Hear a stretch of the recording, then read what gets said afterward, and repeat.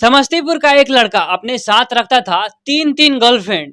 इतना ही नहीं, उसके साथ उसकी पत्नी भी रहती थी और साथ में दो बच्चे भी। उसके बावजूद वो लड़का तीन तीन गर्लफ्रेंड को मैनेज करता था।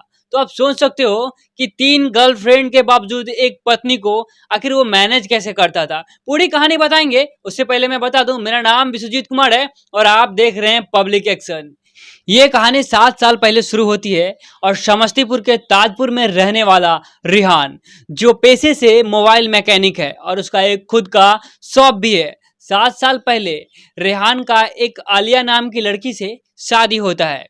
उसके बाद आलिया से दो बच्चे भी होते हैं और इन्हीं 7 साल के बीच रेहान और तीन गर्लफ्रेंड को पटाता है और धीरे धीरे रेहान अपना घर को छोड़कर वो भाड़े के मकान में रहना शुरू कर देता है। और कल सोमवार को रेहान का शव पंखे से लटकता हुआ मिला।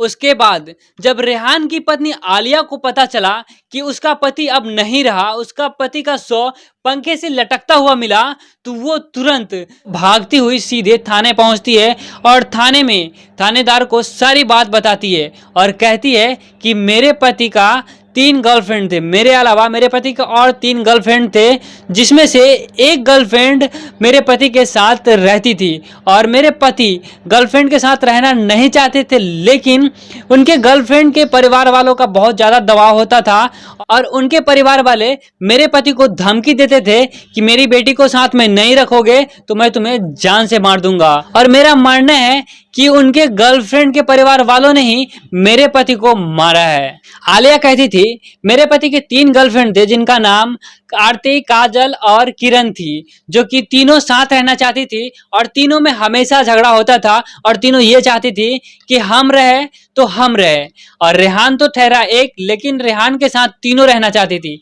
इसी बीच उन तीनों में और रेहान में हमेशा झगड़ा होते रहता था और रेहान के गर्लफ्रेंड के परिवार वालों का भी ज्यादा धमकी बना रहता था रेहान पे। और आलिया कहती थी कि हमारे पति से संडे को बात हुई थी, यानी बीते रविवार को हमारे पति से बात हुई थी। मैंने उनको कॉल किया था और कहा था कि गैस खत्म हो गई है, जिनके लिए मुझे पैसे चाहिए।